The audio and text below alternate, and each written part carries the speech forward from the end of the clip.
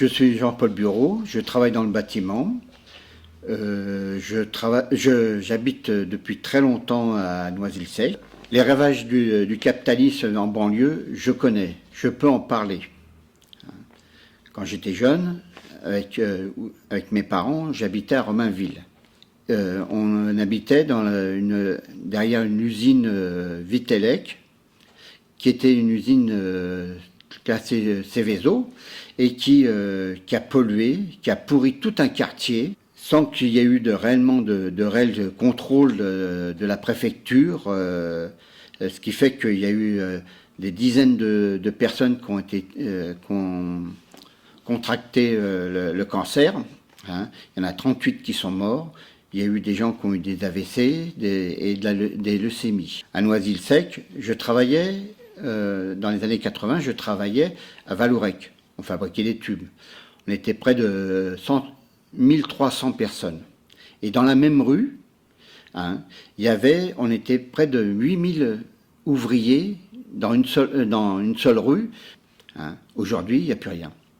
Quant au logement, hein, à Noisy-le-Sec, certains spécialistes expliquaient que pour lutter contre le mal logement, il faudrait qu'on crée près de 300 logements en un an, hein, par an.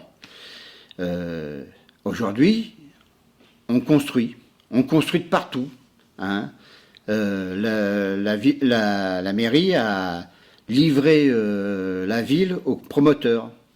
Mais le problème, c'est que ces appartements, ils ne sont pas pour les gens pauvres. Hein.